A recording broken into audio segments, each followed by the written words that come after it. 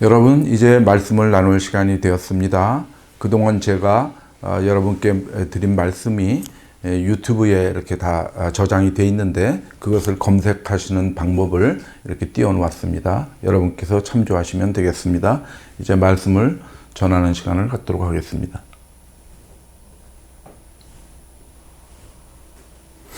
오늘은 음식에 관해서 여러분과 말씀을 나누고자 합니다. 성경은 음식에 관해서 어떻게 우리에게 얘기하고 있는가? 우리가 예수 그리스도를 믿는 우리 성도가 음식에 대해서 어떤 자세를 취할 것인가를 우리가 같이 상고하는 시간을 갖도록 하겠습니다. 그동안 제가 교회, 예배, 또 성전 이런 것들에 대해서 말씀을 드렸습니다. 그런 것들이 무엇이냐면은 또한 제가 음식, 또 다음 주에는 포도주, 그 술, 그 다음엔 주일 성수 이렇게 말씀을 드릴 건데 그것은 무엇의 일환이냐 하면은 제가 금년에 쭉 이렇게 설교 방침을 말씀드렸죠. 두 가지 아젠다를 갖고 얘기를 하는데 가장 중심되는 것은 주 안에 있는 삶, 곧 우리가 우리 이웃을 나 자신처럼 생각하면서 그렇게 사랑하는 삶을 살자라는 것이고, 두 번째 아젠다는 무엇이냐면은 고정관념 깨기입니다. 우리가 교회에 대한 고정관념들, 예배 혹은 성전, 우리가 음식에 대한 것, 술에 대한 것, 또 주일 성수에 대한 것, 이런 것들이 우리가 잘못 알고 고정관념을 갖고 있는 것들이 있습니다. 그것을 우리가 확실하게 정리를 하고 가자라는 것입니다. 무엇을 근거로 해서? 성경을 근거로 해서. 그 성경은 무엇입니까? 예수 그리스도의 말씀. 그렇습니다. 그래서 예수님께서 요한복음 8장 31절, 32절에서 그렇게 말씀하시죠. 너희가 내 말에 거하면 너희가 참으로 내 제자가 되고 진리를 알게 될지니 진리가 너희를 자유롭게 하리라. 이렇게 말씀하셨죠. 우리가 진리를 알게 될 때 모든 고정관념이나 썩어져가는 구습으로부터 우리가 자유스럽게 되고 자유스러운 신앙생활, 곧 우리가 사랑을 바탕으로 한 우리의 자유의 율법, 우리가 우리를 스스로 컨트롤할 수 있는 율법으로 살아갈 수 있는 것입니다. 그것이 진정한 신앙생활입니다. 그것이 복된 신앙생활이기 때문에 그렇습니다. 그래서 그 일환으로 음식을 오늘 정리를 해보도록 하겠습니다. 음식을 어떻게 취득했습니까? 취득 방법을 봅시다. 창세기에 나오죠. 창세기 1장 29절에. 창세기 1장 29절은 어떤 상태입니까? 이것은 에덴에 있을 때죠.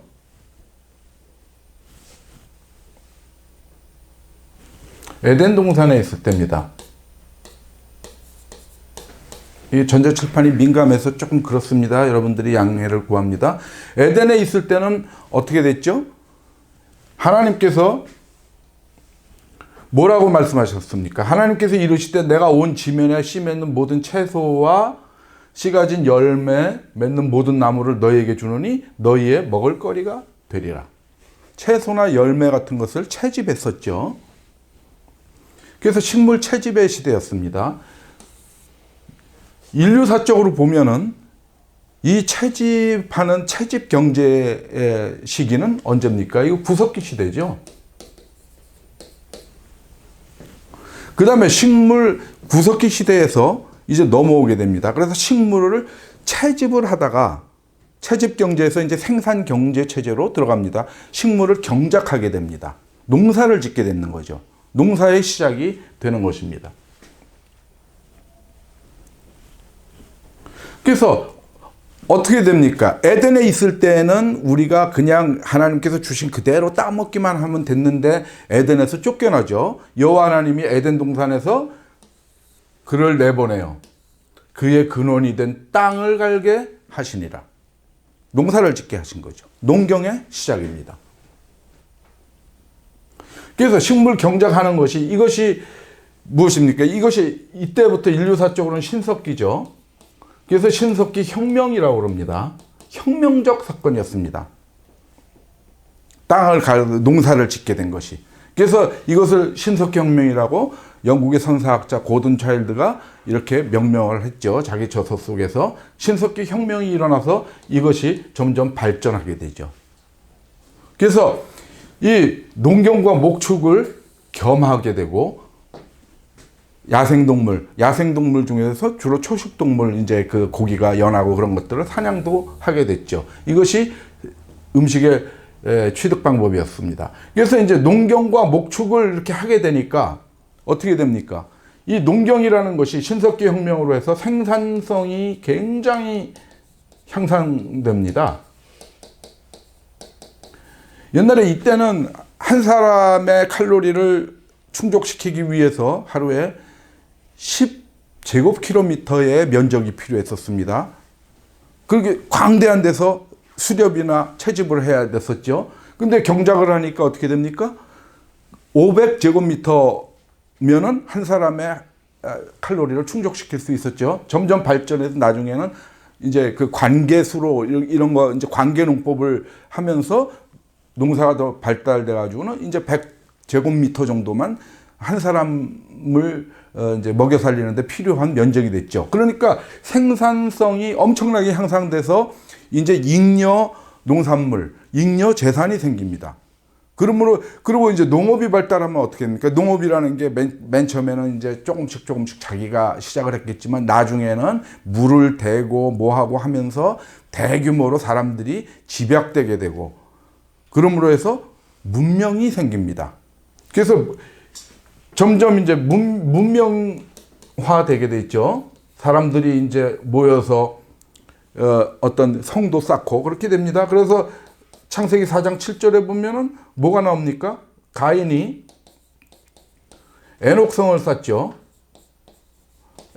여기서 그 가인이 아벨을 죽이고 나서 쫓겨나서 에덴 동쪽의 노시란 땅에 가서 에녹성을 쌓습니다. 에녹성이라는 게 무엇입니까? 이것이 문명을 얘기하고 있죠. 그래서 그 자식들이 하나는 가축 치는 일에 능숙하고 거기에 가축 치는 자의 조상이 되고 뭐 수금과 퉁소를 부는 자의 조상이 되고 문명이죠.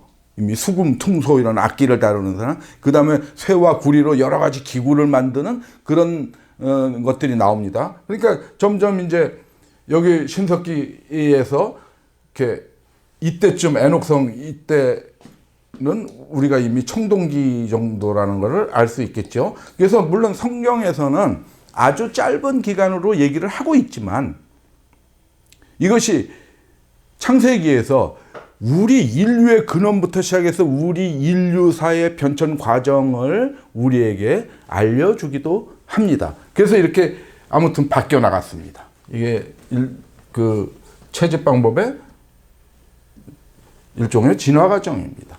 농경과 목축의 증거가 나오죠. 아벨은 목축하는 자고 가인은 농경업에 종사하는 자죠. 농사했죠. 그래서 이제 점점 그렇게 발전해 나간다는 것입니다. 그 다음에 이제 사냥도 하게 되죠.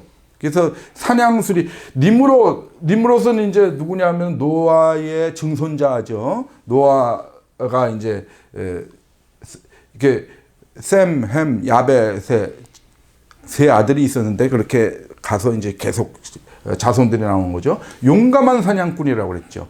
용감한 사냥꾼이 등장을 합니다. 그런데 에서가 나오죠. 에서는 누굽니까? 이삭의 아들이죠. 야곱의 형입니다.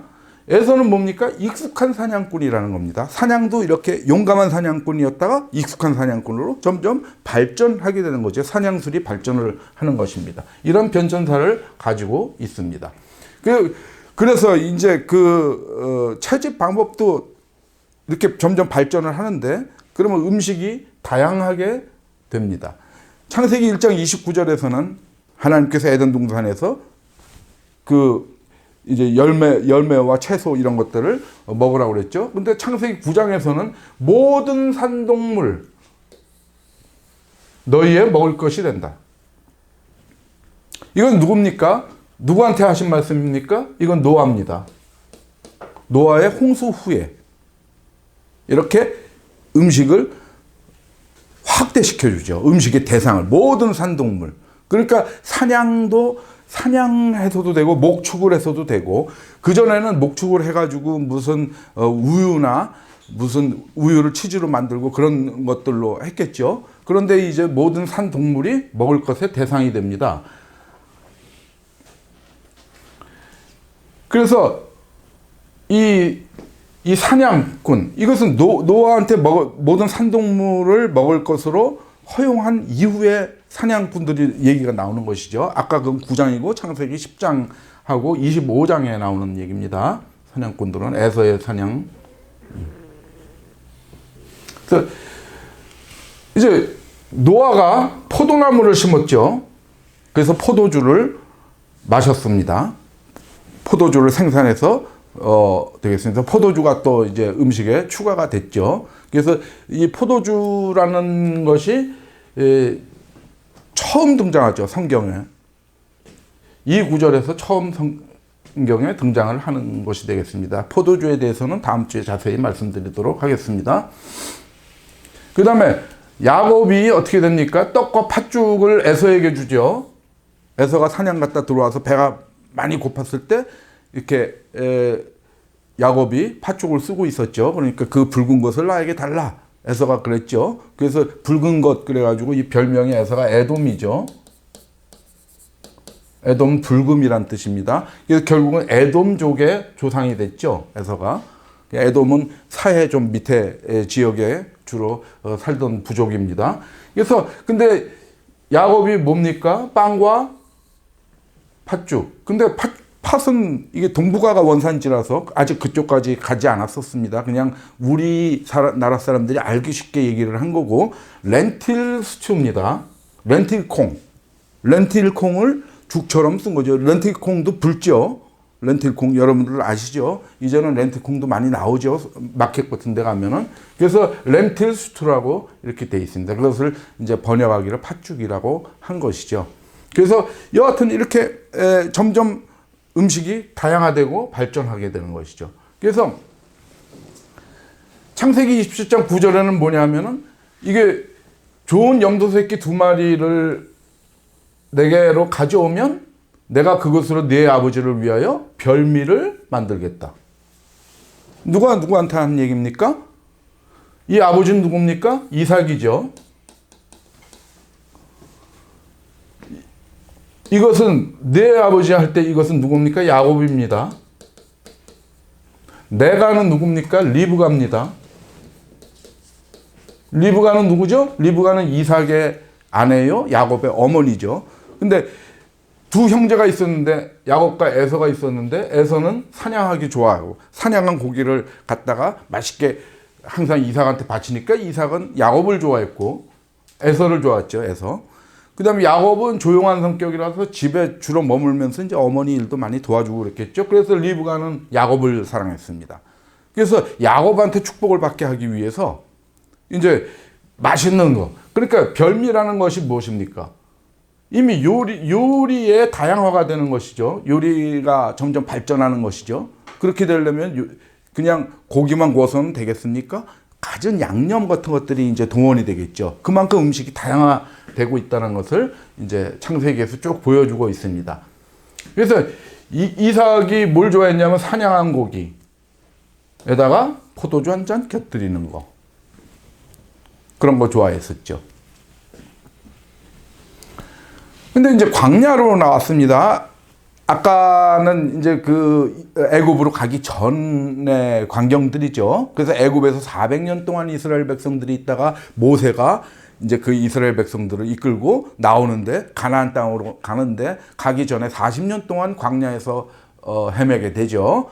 그때 먹은 것이, 광야에 무슨 먹을 게 있었습니까? 그때는 순전히 하나님의 은총으로 먹게 됩니다. 그래서 저녁에는 메추라기를 주시고, 그 다음에 아침에는 이슬이 진 주위에 있더니 그 이슬이 마른 후에 광야 지면에 작고 둥글며 서리같이 가는 것,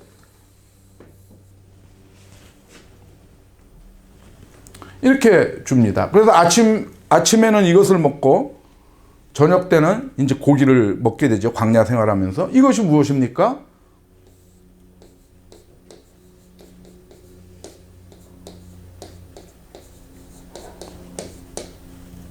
작고 둥글며 서리같이 가는 것, 이것이 무엇입니까? 이스라엘 백성들도 그랬습니다. 이것이 무엇인지, 이것이 무엇이냐 그러니까 모세가 이건 여호와께서 너에게 주시는 양식이다.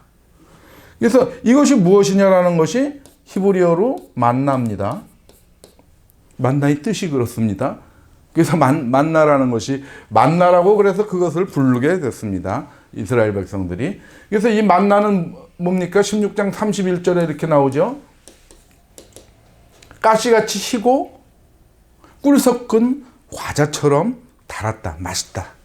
그랬죠. 그러니까 꿀 섞은 과자라는 표현을 한 거 보니까 애굽에서도 이미 꿀 섞은 과자 같은 거를 이 사람들이 경험했겠죠. 그러니까 그만큼 점점 다양해져 가고 있는데 여기서는 만나를 먹게 됐습니다. 나중에 영적 양식 뭐 이런 것들 얘기할 때 주기도문 강해를 할 때 또 만나가 등장을 하죠.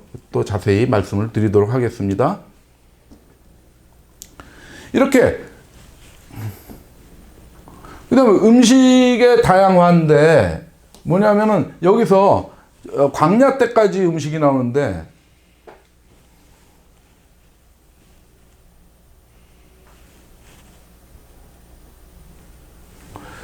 예수 그리스도께서 드신 음식 중에서 재밌는 게 있습니다. 메뉴 이름이 하나 등장하는 게 딱 있습니다. 그냥 이렇게 식사하시고 뭐 이렇게 일반적으로 나오는데 그게 이제 생선구이입니다. 생선구이는 정확하게 나옵니다. 뭐냐면 누가복음 24장 42절하고 요한복음 9장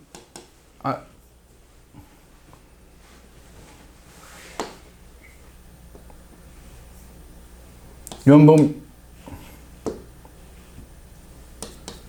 21장 9절이죠. 이렇게 두 번에 걸쳐서 예수님께서 생선을 이거는 이제 부활하신 이후에 11 제자한테 나타나셔서 내가 이렇게 몸과 뼈와 살 다 가지고 있는 존재다. 부활해서 했지만 그 변형된 모습이죠. 다른 차원을 왔다 갔다 하실 수 있는, 그러나 살과 뼈를 가진 그런 상태죠. 그래서 먹을 것도 먹을 수 있다라는 것을 보여주십니다. 그래서 뭐 먹을 거 없니? 그랬더니 제자들이 구운 생선을 예수님께 드리죠. 그래서 그것을 드시죠. 그 다음에 요한복음 21장에는 역시 부활 후입니다. 부활 후에 갈릴리에서 이제 제자들을 만나러 오셨을 때 제자들이 고기 잡고 있었죠. 그런데 그 갈릴리 호수변에서 예수님께서 제자들을 위해서 무엇을 하셨습니까? 숯불 위에다 생선을 굽고 계셨고 빵도 좀 준비를 하고 계셨죠. 그래서 제자들이 오니까 그것을 같이 나누어 드셨습니다. 그래서 두 번 이렇게 나옵니다. 그냥 지나가는 얘기로 말씀을 드렸습니다. 제가 워낙 생선구이를 좋아하기 때문에 생선구이에 관한 구절은 머릿속에 확 박고 있습니다. 그 다음에 이렇게 음식이 다양해졌는데 이제 광야 생활을 지나서 이제 가나안에 옵니다. 그래서 가나안에 들어오기 전에 이제 그 율법을 정비를 하죠. 모세가 시내산에서 십계명도 받고 온갖 율법을 받게 됩니다. 그래서 거기에서 율법은 무엇입니까? 규제의 상징입니다. 시시콜콜하게 규제합니다. 그래서 레위기에서 쭉 나옵니다. 음식에 대해서. 특히 육식에 대해서 그렇게 하죠. 초식에 대해서는 규제한 게 없습니다. 이스라엘 자손에게 말하여 이르라. 육지의 모든 짐승 중 너희가 먹을 만한 생물은 이러하니 하면서 11장 3절부터 끝까지 레위기 11장 통째에 계속해서 나옵니다. 그리고 그 예를 잠깐 이제 제가 그거 뭐 너무 복잡하니까요. 여기 잠깐 적었는데 11장 3절에는 짐승에 관해서 굽이 갈라져 쪽발이 되고 새김질하는 것, 그러면서 이제 부정한 것 먹으면 안 되는 거, 토끼, 돼지 막 이런 것들 쭉 나오죠. 그 다음에 11장 9절 보면 물고기 지느러미와 비늘 있는 것 외에는 먹지 말라는 거죠. 다 가증한 것이라는 겁니다. 그 다음에 13절 되면 또 조류에 대해서, 즉 새, 날짐승에 대해서 뭐 타조 이런 거 먹으면 안 되는 거죠. 타조, 갈매기, 뭐 매 이런 거 먹으면 안 되는 걸로 나옵니다. 그 다음에 20절 가면 또 곤충, 곤충에서 먹을 수 있는 것들, 메뚜기, 배짱이, 뭐 귀뚜라미 이런 건 먹을 수 있고 나머지는 또 안 되고 이렇게 하여튼 자세히 나옵니다. 29절 보면 땅에 기는 것, 뭐 두더지, 뭐 쥐, 도마뱀, 뭐 카멜레온 이런 거 안 된다. 뭐 이런 식으로 온갖 규제가 다 나오죠. 율법은 규제를 합니다. 그러면 예수님이 오신 새 언약의 시대에서는 어떻게 됩니까? 규제, 철폐. 이거 다 필요 없다. 율법과 선지자 요한의 때까지다. 그부터는 예수 그리스도가 온 이후로는 하나님 나라의 복음 그것만이 우리를 컨트롤하는 거다. 우리는 그 복음 하에 있는 것이지 율법 아래에 있는 것이 아니다. 여기서 끝. 모든 구약의 율법은 철폐되는 것입니다. 음식에 관한 것도 역시 마찬가지겠죠. 그래서 마가복음에 보면 모든 음식물을 깨끗하다. 레위기에서 뭐라 그럽니까? 여호와께서 모세에게 이르시되 그랬죠. 레위기 11장 1절에 모든 구약의 율법은 뭐라고 시작합니까? 여호와께서 모세에게 이르시되 이렇게 합니다. 그러니까 하나님의 말씀이라는 겁니다. 근데 예수님은 오셔가지고 그거 아니다. 예수님 오신 다음부터는 참 하나님이신 예수님이 오신 다음에는 예수님의 말씀이 계명이 되는 것이고 예수님의 말씀이 율법이 되는 것입니다. 그 계명, 그 율법 오직 한 가지. 너희가 서로 사랑하라. 그것뿐입니다. 그것이 계명이고 그것이 우리를 컨트롤하는 겁니다. 사랑을 바탕으로 한 우리의 자유의 율법이 우리가 자유롭게 생각하고 자유롭게 판단하는 것이 우리를 지배하는 것입니다. 그래서 모든 음식물을 깨끗하다. 레위기하고 정면으로 충돌하고 있지 않습니까? 예수 그리스도의 말씀입니다. 마가복음. 이것은 그동안의 유대인과 이방인 사이에 있던 철벽 같은 음식물에 관한 장벽을 헐어버리는 것이죠. 혁명적 말씀입니다. 유대인들한테 던지는 것입니다. 너희들 마음대로 먹어라. 모든 음식물은 깨끗하다. 더러운 것은 마음에서 나오는 게 더럽다. 그 이유에 나오죠. 너희 악한 마음에서 나오는 것들이 더러운 것이지 너희 속으로 들어가는 것은 배로 들어가서 뒤로 나가는 것이기 때문에 모든 음식물 상관없다. 뭘 먹어도. 그런데 그렇게 말씀을 예수님께서 분명히 하셨는데 그 말씀 잘 들었겠죠? 이 베드로는. 베드로가 시장에서 먹고자 할 때 사람들이 이제 먹는 걸 준비를 하는데 뭐냐면 갑자기 하늘이 열리며 한 그릇이 내려오는 것을 보게 됩니다. 그래서 큰 보자기 갖고 네 귀를 메어 땅에 들이웠더라. 이렇게 큰 보자기 같은 거죠. 이렇게 네 귀를 이렇게 매가지고 하늘에서부터 이렇게 내려온 겁니다.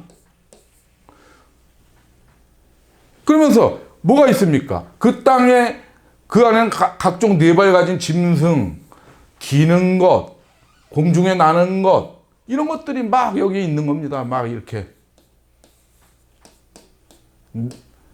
여러 가지 뭐 있습니다. 새도 있고 그걸 내려보냈습니다. 아까 레위기에서 그랬죠. 짐승, 기는 것, 나는 것 전부 규제가 있었죠. 다 뭐는 되고 뭐는 안 되고 그랬습니다. 그게 내려오는데 뭐라 그럽니까? 베드로야 일어나 잡아먹어라. 하늘에서 그러니까 베드로가 뭐라 그럽니까? 그럴 수 없나이다 그럽니다.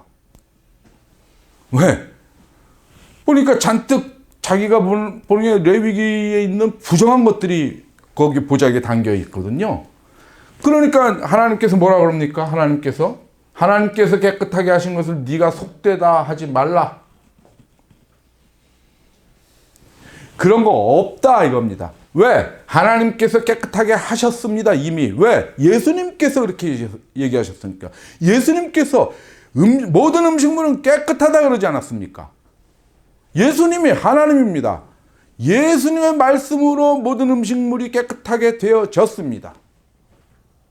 그런데도 베드로는 아직도 그 말씀을 들은 수제자인 베드로도 그 오랜 관습, 오랜 구습에서 벗어나지 못하고 예수님이 돌아가시고 자기가 전도 여행하러 다닐 때, 그때 위에서 내려오는 거 뭐 레위기 그대로 머리에 박혀서 고정관념을 못 깨뜨리고 진리로 그 고정관념을 깨야 되는데 진리를 들었지만 그 고정관념이 너무 켜켜이 쌓여 있어서 하나님한테 그럴 수 없나이다 라고 그런. 우리가 신앙생활을 할 때도 그렇습니다. 하나님께서 진리로 성경에 다 말씀하셨는데도 불구하고 교회 다니면서 하나님한테 그럴 수 없나이다 그럽니다. 그것이 우리가 교회에 대한 생각, 성전에 대한 것, 예배에 대한 구습들, 이런 것들 우리가 굳게 붙들고 있는 것입니다. 그래서 성경에 반하는 행동을 계속 하는 겁니다. 우린 그럴 수 없나이다 그런 겁니다. 진리로 여러분들의 고정관념을 깨시고 진리로 자유를 얻기를 바랍니다. 고정관념을 깨기를 바랍니다. 그래서 로마서 14장에 뭐라 그럽니까? 만물이 다 깨끗하다 또 얘기하고 있지 않습니까? 그런데 뭐냐면 거리낌으로 먹는 사람에게는 악한 것이다. 아까 베드로 같이 거리낌입니다. 이것이 내가 먹어도 되는 건가? 안 먹지 말아야 되는 건가? 이렇게 거리낀 상태에서 먹으면 그것이 악한 것이죠. 물론 베드로한테는 다시 한번 말씀했죠. 하나님께서 깨끗하게 하신 것을 속되다 하지 마라 이렇게 얘기를 해서 베드로는 이제 깨우쳐서 거리낌 없이 먹었겠죠. 물론. 그래서 뭡니까? 의심하고 먹는 자는 정죄됐다는 겁니다. 이게 거리끼는 거죠. 의심하는 거. 이거 먹어도 되나? 믿음을 따라하지 않는 것은 다 죄다. 의심은 무엇의 반대말입니까? 믿음의 반대말이죠. 믿고 우리가 행하는 것은 다 죄가 되지 않는 것인데 믿음을 따라하지 않는 것은 다 죄다. 그래서 그것을 구체적으로 예를 들어서 우리한테 더 각인시켜 줍니다. 로마서에 나오는 것을. 그것이 고린도 전서에 나옵니다. 우상의 제물을 예를 듭니다. 우리 그 한국의 풍토에 의해서 우상의 제물을 많이 접하게 되죠.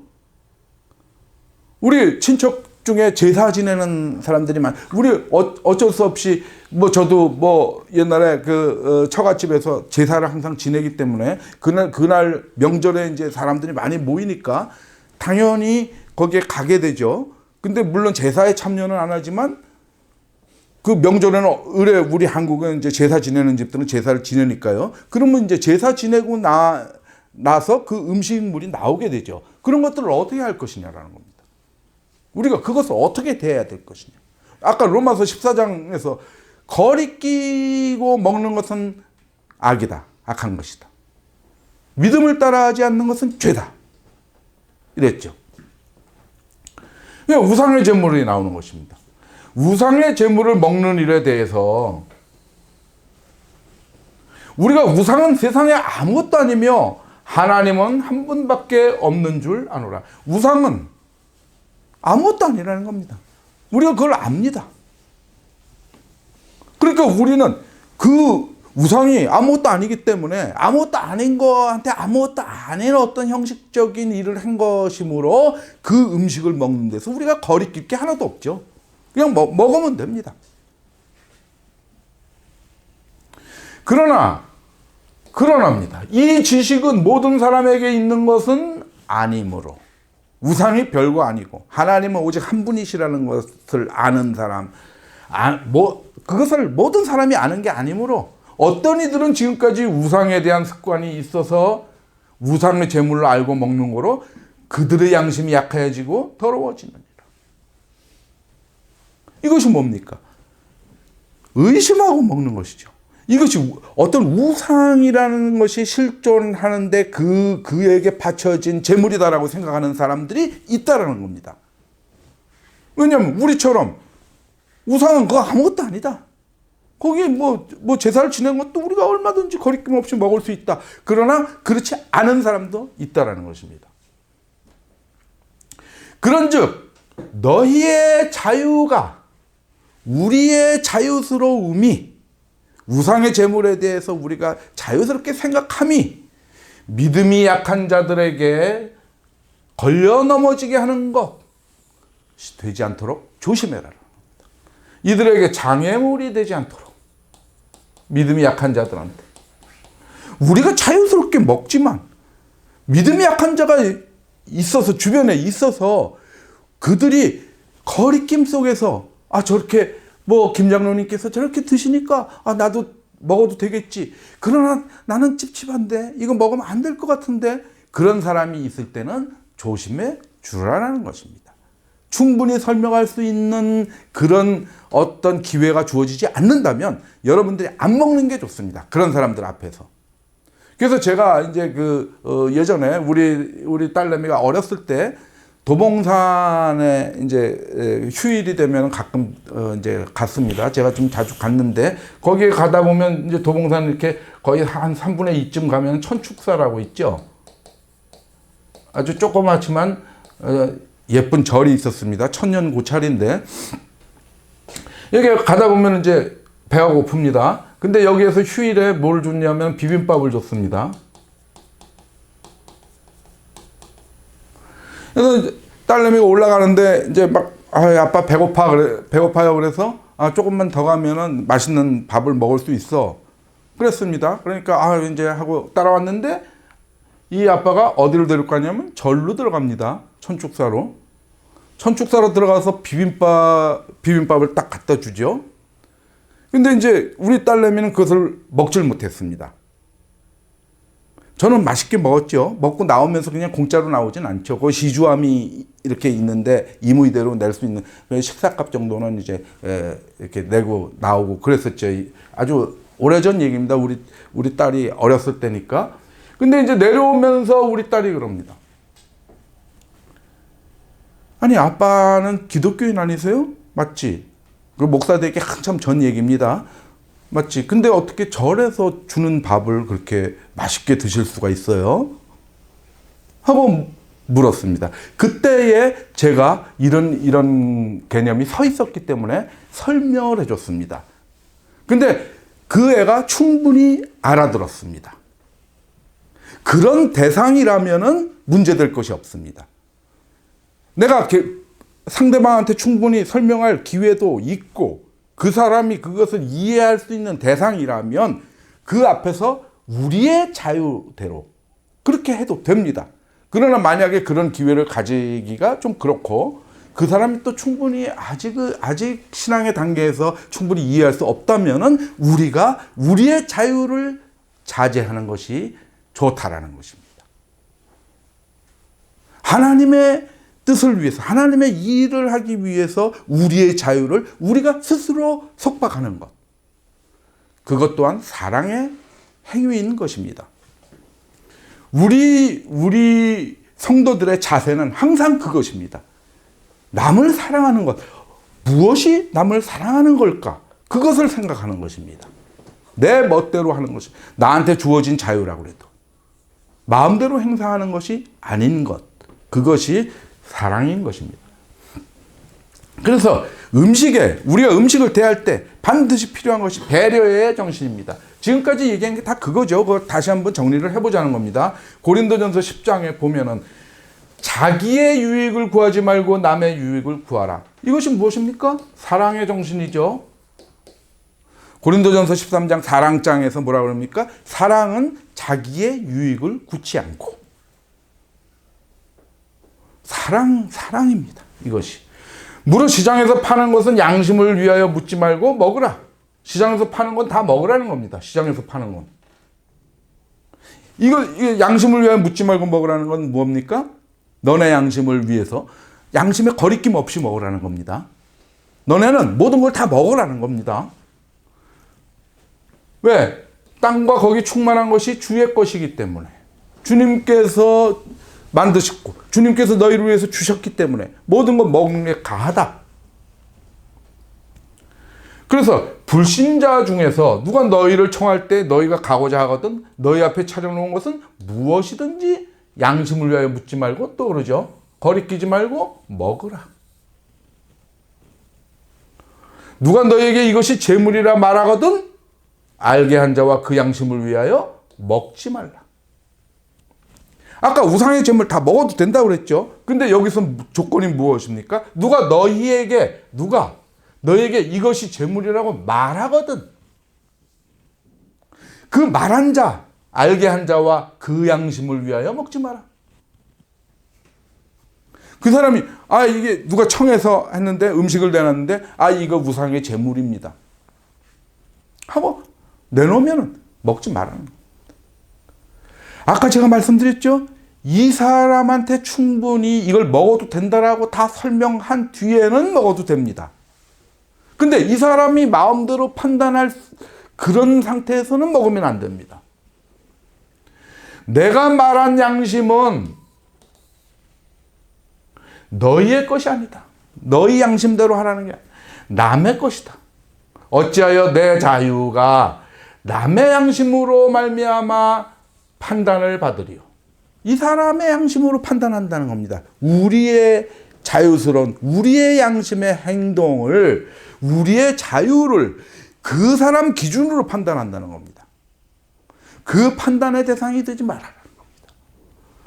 내가 감사함으로 참여하면 어찌하여 내가 감사하는 것에 대하여 비방을 받으리요. 우리가 감사하게 먹으면 비방 그런즉 너희가 먹든지 마시든지 무엇을 하든지 다 하나님의 영광을 위하여 하라. 이것이 음식에 대한 결론입니다. 우리가 무엇을 먹든지 마시든지 하나님의 영광을 드러내기 위해서 해야 되는 것이기 때문에 그것이 무엇입니까? 사랑의 정신, 배려의 정신입니다. 그러나 우리가 모든 것으로부터 자유롭습니다. 모든 것으로부터 자유롭지만 자유를 우리가 스스로 제한하는 것입니다. 남을 위해서.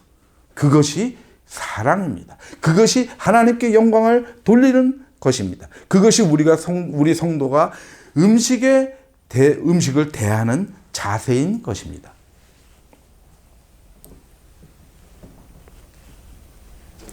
그래서 마지막으로 감사.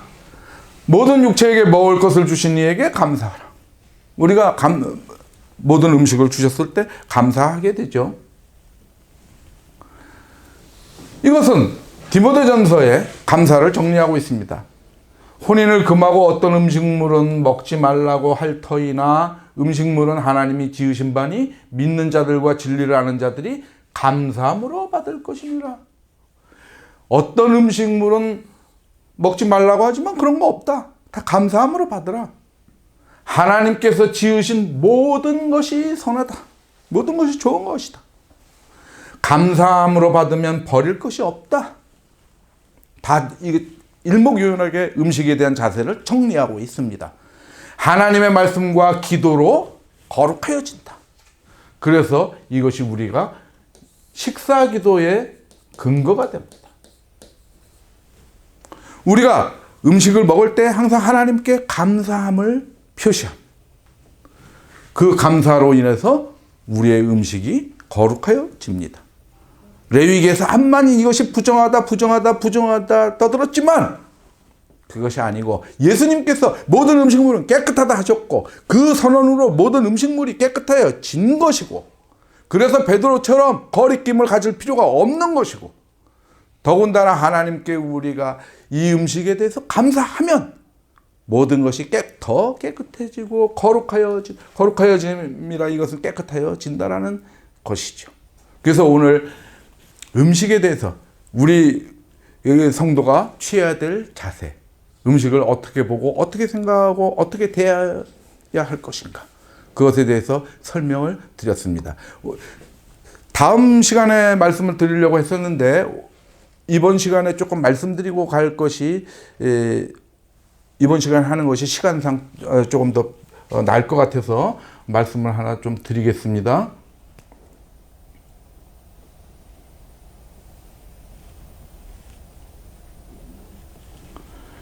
지금 혹시 이것을 전자칠판으로 좀 돌려주시죠.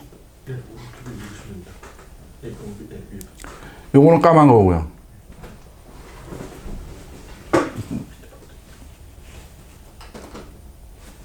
아, 예.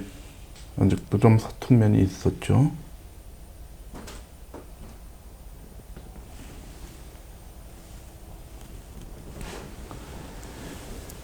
슬라이드에서 이게 이제 완전히 전자칠판으로 돌린 겁니다. 이 식사 문화, 음식이 나왔으니까 식사 문화에 대해서 조금 잠깐 말씀을 드리겠습니다. 성경 시대의 식사 문화 중에서 제가 좀 말씀드릴 게 있습니다. 이런 이제 그 성경 말씀을 하다가 그때 당시의 문화에 대해서는 말씀드릴 게 재미난 것들이 많이 있습니다. 근데 그것은 나중에 제가 지금은 이 키워드 위주로 쭉 설교를 하고 있는데 이것이 다 정리가 된다면은 이제 금년도 하반기부터는 예수님의 행적을 우리가 쭉 따라갈 겁니다. 예수님 탄생부터 돌아가실 때까지 예수님께서 이렇게 말씀 사역을 하시면서 쭉 여행을 하시죠. 그러면서 그것을 우리가 이제 그 과정을 따라가면서 거기에 나오는 문화적인 것들도 우리가 같이 이제 말씀을 나눌 시간이 있을 것입니다. 그런데 여기는 음식이 나왔기 때문에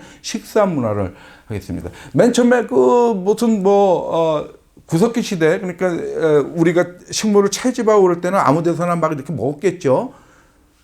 그리고 이제 그 유목 생활할 때, 농경과 목축을 할 때, 유목민이었을 때 아브라함이나 이삭, 야곱 이런 사람들은 이제 텐트 안에 카페트 같은 거 깔고 그 안에 바닥에서 먹었습니다. 근데 저기 애굽에서는 식사의 풍습이 식탁이 있고 의자에 앉아서 먹었습니다. 그래서 애굽에서 나와가지고 유대 왕국 때까지는 계속 그랬죠. 근데 어떻게 됩니까? 기원전 330년에 알렉산드로스, 유명한 그 알렉산더 대왕이죠. 알렉산드로스가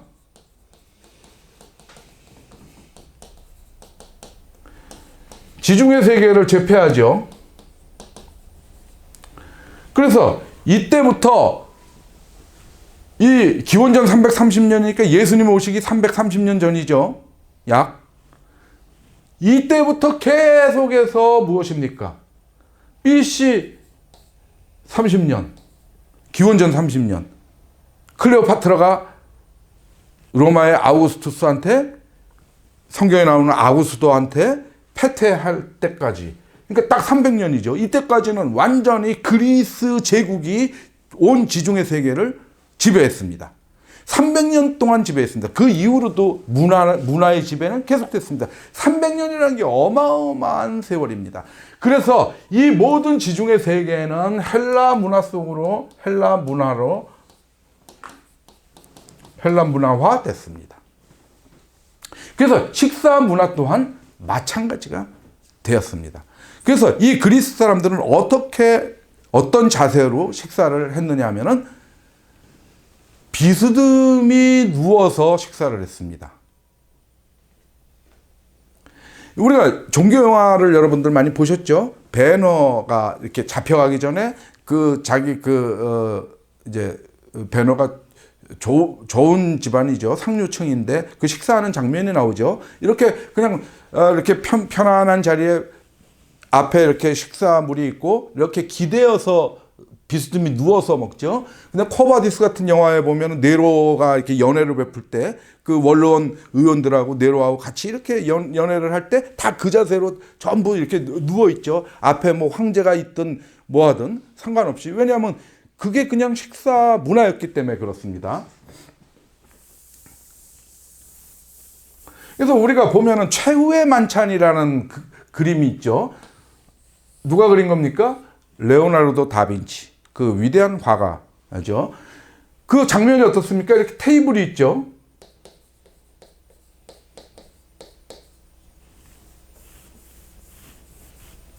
이렇게 식탁이 있습니다. 예수님께서 이렇게 가운데 앉아 계시죠. 그리고 이제 제자들이 이렇게 막 있습니다. 우왕좌왕 막 있습니다. 이렇게. 근데 이제 그림을 잘 보면은 이 식탁이 있고 의자에 다 앉아 있는 거죠. 이렇게 발들이 이렇게 보이죠. 이렇게. 발들이 이렇게 보입니다. 이렇게 최후의 만찬 그림을 이렇게 그리고 있습니다. 이것은 완전히 틀린 것입니다. 이때 르네상스 시기의 화가들이 회화사적으로 엄청난 업적을 남긴 것이면 틀림없지만 레오나르도 다빈치, 뭐 라파엘로, 미켈란젤로 이런 르네상스의 대가들이 회화사적으로는 큰 업적을 남겼지만 이들이 그린 것을 우리가 사실적인 모습으로 생각하면 큰 착각입니다. 이 사람들은 르네상스적 관점에서 그것을 그렸습니다. 복장도 그렇고 다 그렇습니다. 복장도 여기 그림에 나타난 거면 르네상스 시기죠. 그리고 그 배경 그림도 그렇고 그 인테리어도 그렇고 다 그렇습니다. 고증이 잘못됐습니다. 예, 그래서 이 고증이라는 것이 이 시대까지는 중요하지 않았습니다. 20세기에 들어와서야 이 고증이 중요한 것으로 판단이 돼서 예술 속에 이 고증이라는 것이 개념이 들어오죠. 그래서 할리우드 영화 같은 데서 고증을 철저히 해서 배너나 코바디스에서는 정확하게 그때 문화를 이제 재현하려고 애쓴 흔적이 보이는 것이죠. 그래서 보면 어떻게 먹었느냐. 이렇게 비스듬히 이렇게 누우신 채로 먹었습니다. 그래서 누가복음 7장을 보겠습니다. 누가복음 7장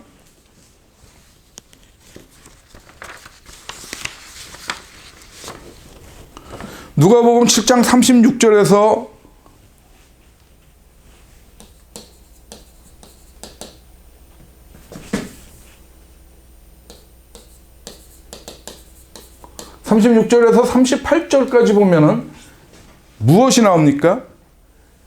예수님께서 식사를 하려고 앉아 계실 때 어떤 한 여자가 와서 옥합을 깨뜨려서 향유를 붓고 머리털로 그 예수님의 발을 씻고 눈물로 그 발을 적시고 그런 장면이 나옵니다. 누가복음을 7장 36절을 잠깐 보시겠습니다. 한 바리새인이 예수께 자기와 함께 잡수기를 청하니 이때 바리새인의 집에 들어가 앉으셨을 때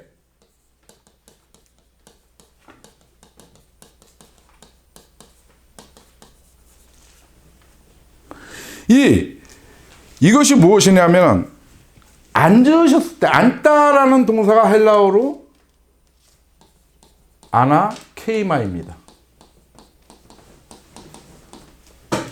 이 케이마이가 본동사고 요건 약간 접두사에서 뭐 카타 케이마이 뭐 쉬나나 케이마이 뭐 이런 말들이 쓰입니다. 이거 여러분들 아실 필요는 없습니다. 케이마이가 이제 어근이 되는 것인데 이건 눕다라는 것입니다. 눕다. 영어 성경에서는 어떻게 번역하냐면 앉으셨을 때를 그냥 sit 이렇게 표현하지 않고 recline 이렇게 리클라인이라는 게 비스듬히 기대다라는 것이죠. 그죠? 다니엘 맞죠? 이렇게 비스듬히 기대는 거. 또 이렇게 의자에 이렇게 등을 쭉 눕고 기대는 거. 그 자세입니다. 영어로는 리클라인이고 케이마입니다.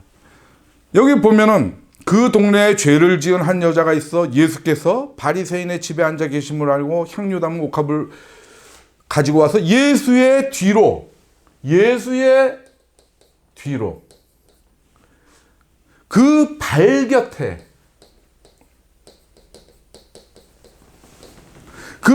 서서 울며 눈물로 그 발을 적시고 자기 머리털로 닦고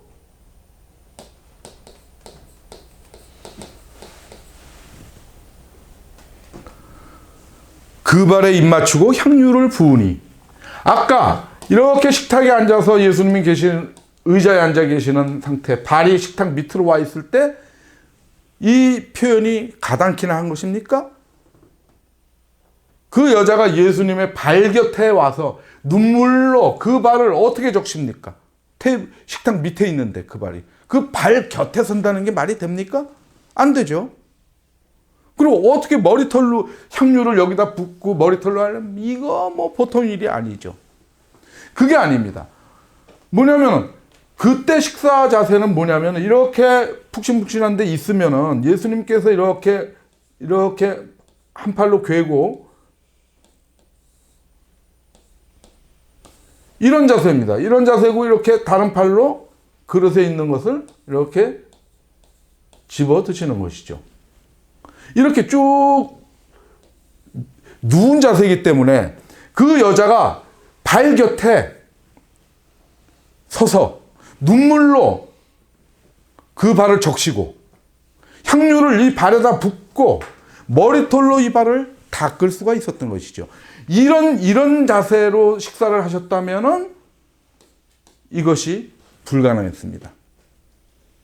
이 향유 부은 여인이 누굽니까? 베다니의 마리아죠. 베다니의 마리아입니다. 그것이 이제 뭐 여기저기 이상하게들 표현하는데 무슨 창년이 뭐니 막 하고 막 얘기하는데 성경에 정확히 나오죠. 이거 누가복음 3장 36절에 나오지만 요한복음 11장 2절에는 예수님께서 나사로 있죠. 베다니에 있는 나사로를 고쳐주시러 갔을 때 그때 그 누이인 마리아를 얘기하면서 예전에 그가 옥합을 깨뜨려서 예수님 발을 향유로 씻었던 자다 라고 분명하게 11장 2절에 얘기하고 있고, 그 다음에 요한복음 12장 3절에 보면은 다시 예수님께서 돌아가시기 위해서 6월절을 맞이해서 예루살렘으로 들어오실 때 그 전에 베다니를 잠깐 들리죠. 베다니는 예루살렘에서 가까운 데이기 때문에 그때 다시 또 똑같은 행동을 합니다. 마리아가. 그래서 동일인이 2번 이렇게 한 겁니다. 나중에 이제 그거 제가 좀 자세히 예수님의 행적을 말씀드릴 때 하도록 하겠습니다. 아무튼 식사 문화에 대해서 이렇게 말씀드리고 있는 것입니다. 그래서 앉다, 이것은 뭐냐면 다 식사를 위해서 앉는 것은 다 이 자세였습니다. 심지어 오병이어 사건 때 그 산에서 많은 무리가 있었죠. 그 사람들이 앉아있는 상태, 식사를 위해서 앉아있는 상태도 이 자세입니다. 아나케이마이입니다. 성경에 분명히 헬라어 원어로 그렇게 표현하고 있습니다. 그 사람들도 야외에서도 심지어 뭘 먹는다 그러면 이 사람들 무조건 이런 자세를 취했습니다.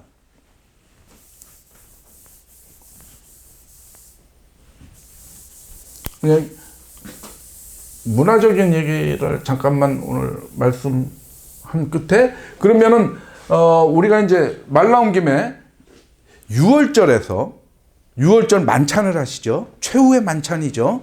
최후의 만찬은 어떤 식이냐면 이렇게 아까 레오나르도 다빈치의 그림하고는 달리 이렇게 둥근 형태로 배치가 됩니다. 그래서 음식물들 쟁반이 이렇게 있죠. 여기 빵 뭐 이렇게 이런 거 이렇게 있겠죠. 그러면 이제 사람들이 이렇게 비스듬하게 이렇게 해서 이렇게 있습니다.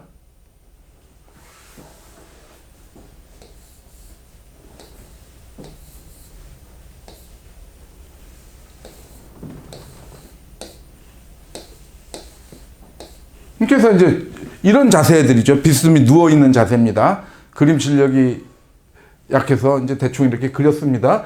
이쪽이 입구입니다. 입구가 이쪽이면은 여기가 상석입니다. 이쪽이. 입구하고 마주 보는 편이.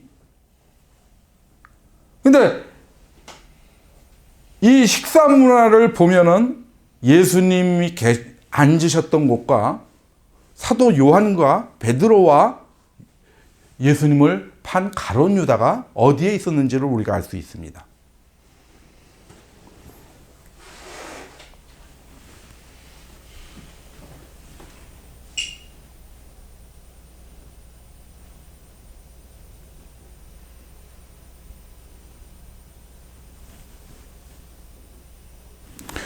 요한복음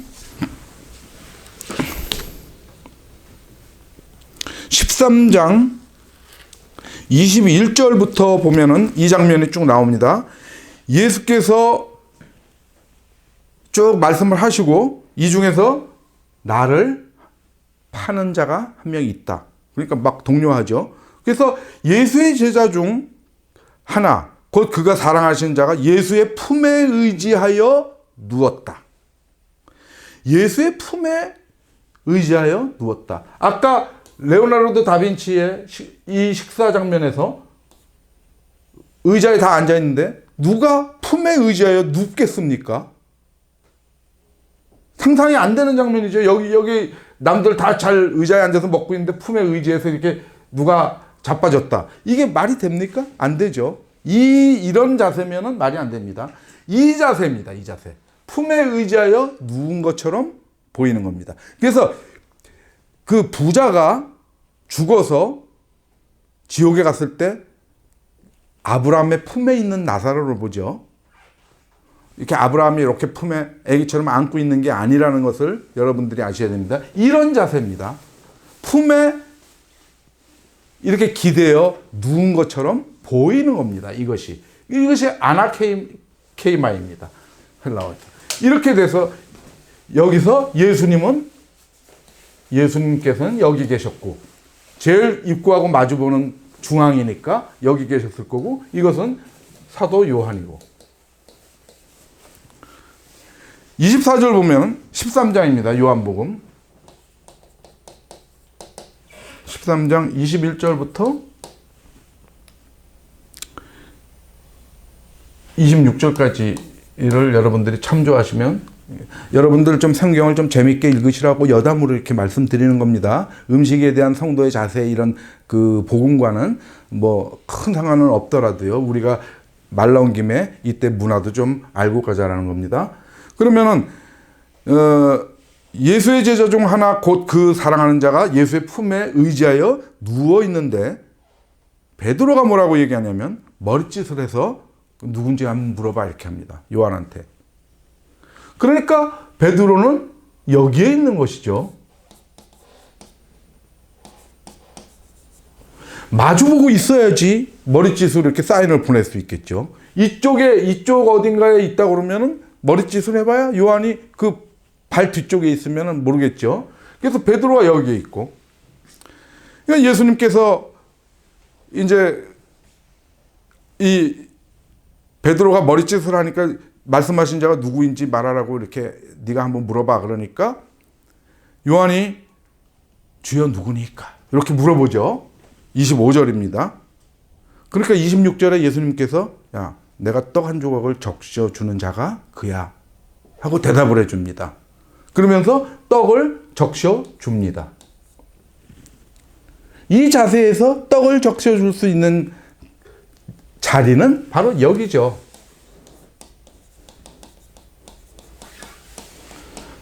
가룟유다 이렇게 있어요. 우리가 성경을 보면 이렇게 재밌게 이런 것도 발견할 수가 있어요. 그래서 마태복음하고 마태복음 26장인가요? 거기에 보면은 그 뭐라고 예수님이 말씀하십니까? 나와 한 그릇에 손을 넣는 자가 그니라 그러죠. 그러니까 이렇게 있을 때 가장 가까이 있어야지 이렇게 한 그릇에다가 손을 넣을 수가 있겠죠. 가룟유다가. 그래서 우리가 이 식사 문화 그 당시에 어떤 자세로 식사를 했는가를 생각을 해보면은 유월절 만찬에서 예수님과 요한과 베드로와 가룟유다가 어디에 위치해서 이렇게 식사를 했는가 그것도 우리가 재밌게 알 수 있고 뭐냐면은 베다니 마리아가 예수님 발에다가 옥합을 깨서 향유를 붓고 머리털로 씻을 때 그런 장면들이 이해가 되는 것이죠. 만약에 그 최후의 만찬 그림 레오나르도 다빈치의 그림으로 생각을 하면은 죽어도 이해가 안 됩니다. 그 장면이 연상이 안 되는 것이죠. 그래서 우리가 그 당시의 문화도 좀 알아야지 성경의 말씀들이 이해가 되고 또 그 예수님께서 하신 비유도 상당 부분 그 당시의 문화를 알아야 되는 것들이 좀 많이 있습니다. 그래서 나중에 그것을 여러분께 예수님의 행적을 따라서 갈 때 설명을 드릴 것이니까 좀 관심 있게 보시고 기대해 주시기 바랍니다. 가령 씨 뿌리는 자의 비유 같은 것들 다 그 당시에 문화를 좀 알면은 쉽게 이해가 되는 부분들입니다. 그래서 보면은 이 자세들이었기 때문에 예수님께서 요거 이렇게 식사하시다가 잠깐 일어나서 어떻게 하십니까? 제자들의 발을 씻겨줬죠. 여기 이 상태 이렇게 발들이 이렇게 테이블 밑에 있는 상태라면 발 씻겨주기가 어렵죠. 이 상태니까 예수님께서 이렇게 발 씻어주시고 발이 다 노출돼 있으니까 수건을 이렇게 닦아주시고 그래서 이제 이런 문화들을 잠깐 말씀을 드렸습니다. 그래서 오늘 또 이 말씀을 드리다 보니까 조금 시간이 또 많이 가기는 했습니다. 오늘 말씀은 여기까지 드리도록 하겠습니다. 잠깐 하나님께 기도드리겠습니다. 아버지 하나님, 오늘은 우리가 우리 그리스도 안에 있는 삶을 사는 성도들이 음식에 대해서 어떤 자세를 가질 것이냐에 대해서 말씀을 나눴습니다. 아버지 하나님, 우리가 모든 음식을 하나님께서 주신 것이므로 깨끗한 것이므로 우리가 거리낌 없이 먹을 수 있게 하여 주시옵시고 그런 자유를 우리가 누릴 수 있게 해주신 예수 그리스도의 은혜에 감사드리고 그러나 우리가 우리의 자유로 인해서 다른 사람들을 실족시키지 않을까 항상 염려하면서 우리가 사랑의 정신을 가지고 우리의 자유도 일부 제한할 수 있는 그런 충만한 사랑의 마음을 가지고 생활할 수 있도록 인도하여 주시옵소서. 예수 그리스도 이름으로 기도드렸습니다. 아멘.